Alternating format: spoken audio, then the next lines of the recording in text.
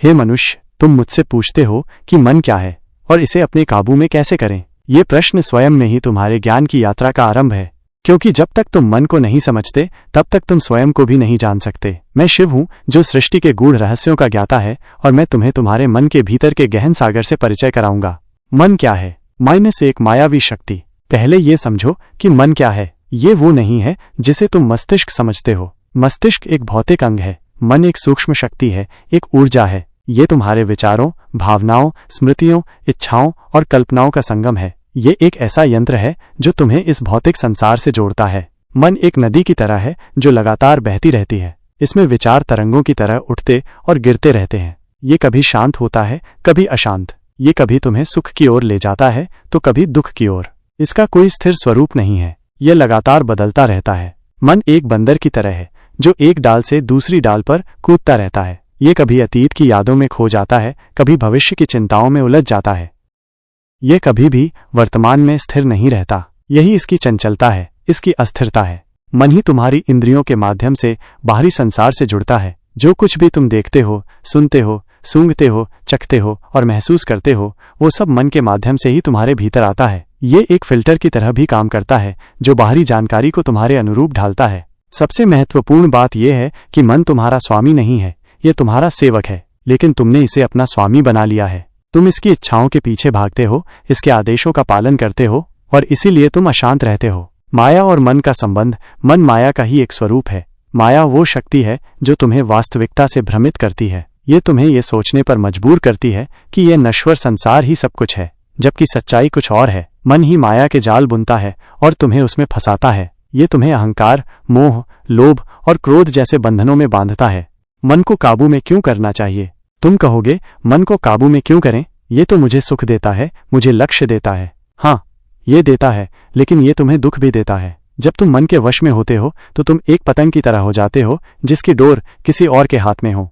मन को काबू में करना इसलिए आवश्यक है क्योंकि एक शांति के लिए एक अशांत मन कभी भी शांति का अनुभव नहीं कर सकता। जब मन भटकता है तो भीतर तूफान उठता है। मन को वश में करने से तुम्हें आंतरिक शांति मिलती है। 2. खुशी के लिए सच्ची खुशी बाहरी वस्तुओं में नहीं बल्कि तुम्हारे भीतर है। जब मन शांत होता है तो तुम उस आंतरिक खुशी को महसूस कर पाते हो। 3. उत्पादकता के लिए एक केंद्रित मन ही अपने कार्यों को कुशलता से कर पाता है। जब मन भटकता है तो तुम किसी भी कार्य पर ध्यान केंद्रित नहीं कर पाते। 4. निर्णय लेने के लिए एक अशांत मन सही निर्णय नहीं ले पाता। जब मन शांत होता है तो तुम स्पष्टता से सोच पाते हो और सही रास्ते चुन पाते हो। 5. आत्मज्ञान के लिए मन को वश में किए बिना तुम स्वयं को नहीं जान सकते। मन के शोरगुल में तुम अपनी आत्मा की आवाज नहीं सुन पाते। 6. मुक्ति के लिए मन ही तुम्हें इस संसार के बंधनों में बांधता है। जब तुम मन को वश में करते हो तो तुम इन बंधनों से मुक्त हो जाते हो। मन को काबू में करने के महादेव के उपदेश। व्यावहारिक मार्ग। अब मैं तुम्हें वो मार्ग बताता हूँ जिससे तुम अपने मन को वश में कर सकते हो। ये कोई जादू नहीं है, बल्कि ये एक लगातार अभ्यास है, एक जीवन शैली है। 1. साक्षी भाव का अभ्यास। स्वयं को मन से अलग देखना।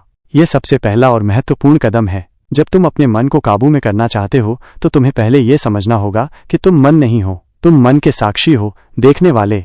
जब कोई विचार तुम्हारे मन में आए, चाहे वो अच्छा हो या बुरा, उसे पहचानो, लेकिन उससे जुड़ो मत। उसे ये मत कहो कि ये मेरा विचार है या ये मैं सोच रहा हूँ। बस उसे देखो जैसे तुम आकाश में बादलों को देखते हो। बादल आते हैं, जाते हैं, लेकिन आकाश अपरिवर्तित रहता है। तुम भी आकाश की तरह हो। उदाहरण के लिए, अगर गुस्सा आता है तो ये मत कहो मैं गुस्से में हूँ, कहो मेरे भीतर गुस्से की भावना उठ रही है। अगर चिंता आती है तो ये मत कहो मैं चिंतित हूँ, कहो चिंता का विचार मेरे मन में आ रहा है।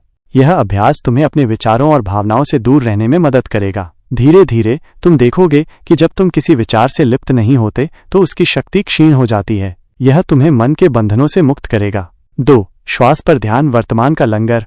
तुम्हारा श्वास ही वो सबसे सरल और शक्तिशाली उपकरण है जो तुम्हें वर्तमान क्षण में वापस ला सकता है। जब तुम्हारा मन अतीत में भटक रहा हो या भविष्य की चिंता कर रहा हो तो अपनी श्वास पर ध्यान केंद्रित करो। बस अपनी आती और जाती श्वास को महसूस करो, उसकी गति को, उसकी गहराई को। अपनी नाक के छिद्रों में हवा के प्रवेश और निकास को महसूस करो। अपने पेट के उठने गिरने को महसूस करो। जब तुम अपनी श्वास पर ध्यान केंद्रित करते हो तो तुम्हारा मन स्वतः ही शांत होने लगता है। ये एक लंगर की तरह है जो तुम्हें वर्तमान के किनारे पर बांधे रखता है। ये तुम्हें अनावश्यक विचारों से दूर रखता है और तुम्हें वास्तविक क्षण में जीने का अवसर देता है। प्रतिदिन कुछ समय के लिए आंखें बंद करके अपनी श्वास पर ध्यान दो। ये तुम्हें तुरंत शांति देगा और मन को वर्तमान में स्थिर करेगा। 3. स्वीकारोक्ति और निर्विकारता, भावनाओं को स्वीकारना। मन में आने वाली हर भावना को, चाहे वो सुखद हो या दुखद, स्वीकार करो। उससे लड़ो मत, उसे दबाने की कोशिश मत करो। जब तुम किसी भावना को दबाते हो तो वो तुम्हारे भीतर कहीं छिप जाती है और बाद में किसी और रूप में बाहर आती है। यदि दुख आता है तो उसे महसूस करो, यदि भय आता है तो उसे महसूस करो। बस उसे देखो और उसे जाने दो। ये मत सोचो कि मुझे ये महसूस नहीं करना चाहिए। हर भावना क्षणिक होती है। जब तुम भावनाओं को स्वीकार करते हो तो तुम उन्हें अपनी शक्ति देते हो, लेकिन एक अलग तरीके से। तुम उन्हें मुक्त करते हो। जैसे एक बच्चे को जब तुम प्यार से गले लगाते हो तो वो शांत हो जाता है, वैसे ही अपनी भावनाओं को स्वीकार करो। यह स्वीकृति ही उन्हें शांत करने का मार्ग है। निर्विकार रहो, विचारों और भावनाओं से प्रभावित न हो। 4. इंद्रियों का संयम, प्रत्याहार, बाहरी उत्तेजनाओं से दूरी। तुम्हारा मन इंद्रियों के माध्यम से ही बाहरी संसार से जुड़ता है। जब तुम इंद्रियों को नियंत्रित करना सीख जाते हो तो तुम मन को भी नियंत्रित करना सीख जाते हो। इसे प्रत्याहार कहते हैं। इसका अर्थ ये नहीं है कि तुम अपनी इंद्रियों को बंद कर दो, इसका अर्थ है कि तुम उन्हें नियंत्रित करो। जैसे जब तुम किसी चीज को देखते हो तो बस देखो, उसमें उलझो मत। जब तुम किसी चीज को सुनते हो तो बस सुनो, उसमें विचार मत बनाओ। आज के समय में यह बहुत महत्वपूर्ण है। सोशल मीडिया, अनावश्यक शोरगुल और अत्यधिक जानकारी तुम्हारे मन को अशांत करती है। जानबूझकर कुछ समय के लिए अपनी इंद्रियों को बाहरी उत्तेजनाओं से दूर रखो। मौन का अभ्यास करो, कम देखो, कम सुनो। यह तुम्हारे मन को शांत करेगा और उसे भीतर की ओर मोड़ेगा। 5. एकाग्रता, धारणा, एक बिंदु पर ध्यान केंद्रित करना। मन की चंचलता को दूर करने का एक शक्तिशाली तरीका है उसे एक बिंदु पर केंद्रित करना। इसे धारणा कहते हैं। ये किसी बाहरी वस्तु पर हो सकता है, जैसे एक दीपक की लौ, या किसी आंतरिक वस्तु पर, जैसे तुम्हारा श्वास या कोई मंत्र।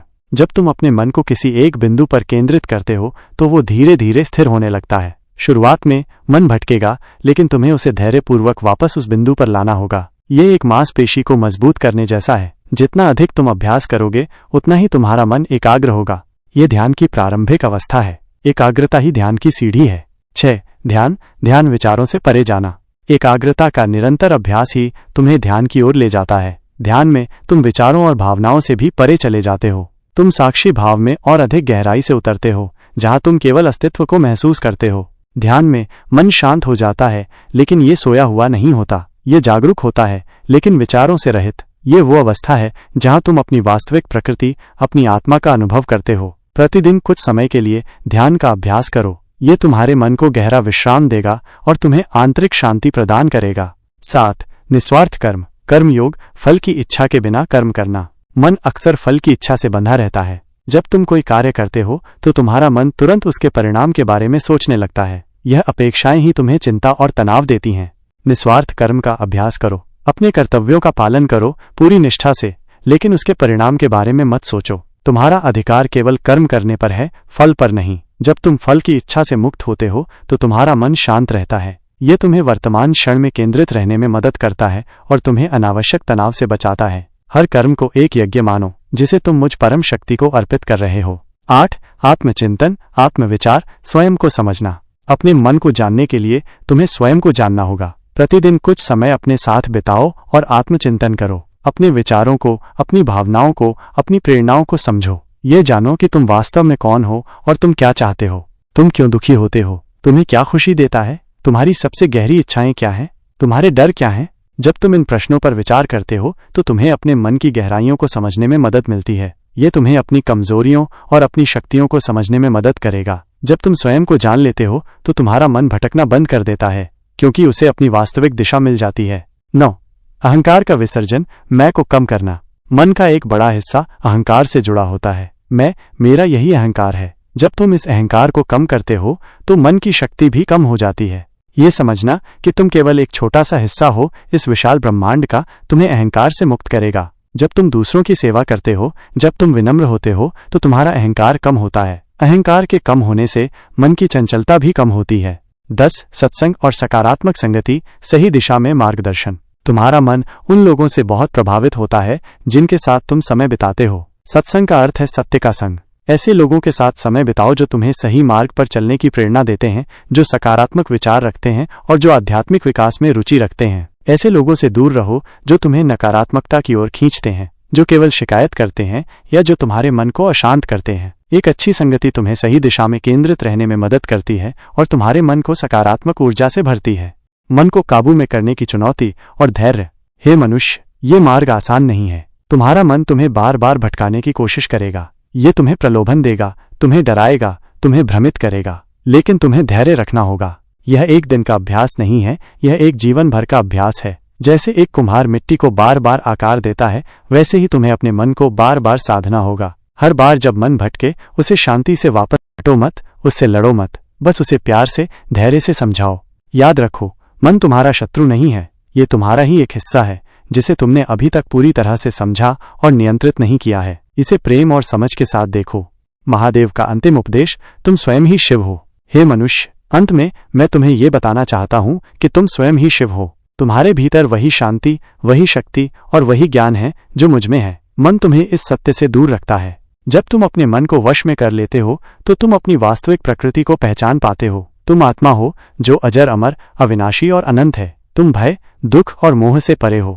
जब तुम अपने मन को नियंत्रित कर लेते हो तो तुम एक शांत झील की तरह हो जाते हो जिसमें कोई तरंग नहीं होती। तुम जीवन की हर चुनौती का सामना शांति और स्थिरता के साथ कर पाते हो। यही सच्चा आनंद है, यही सच्ची मुक्ति है।